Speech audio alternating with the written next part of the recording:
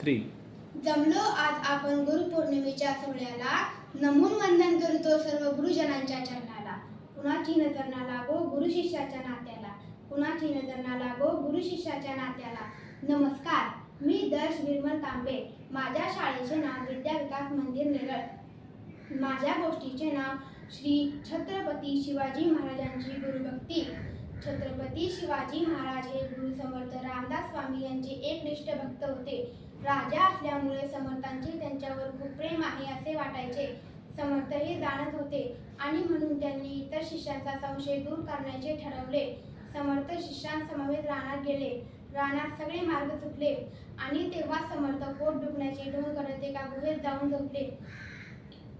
शिष्यांनी बघितले की गुरुजी वेदनेमुळे कणत आहेत. ते तेथे गेले आणि त्यांनी वेदना दूर करण्याचा उपाय विचारला.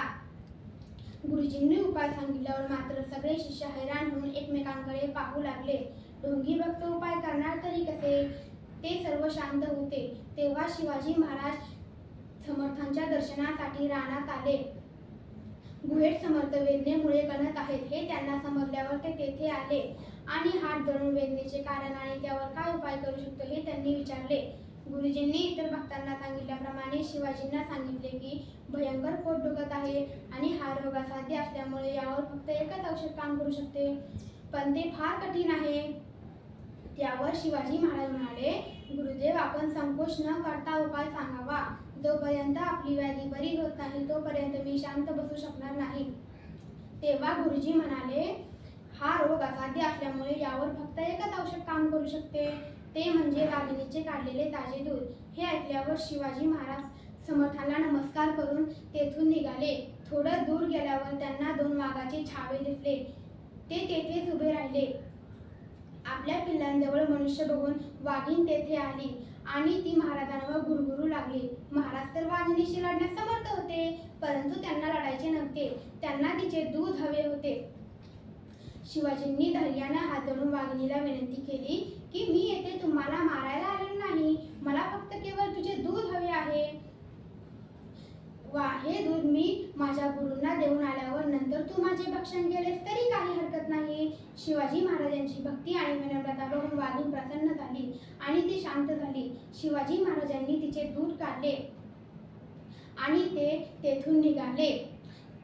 ते गुहेत पोचले आणि महाराजांच्या हातातले कमंडलू बघत समर्थ म्हणाले, शिवा, शेवटी तू दूध घेऊन आलास. अरे, तुझ्यासारखा शिष्य असल्यावर गुरु वेदनेत राहूच शकत नाही.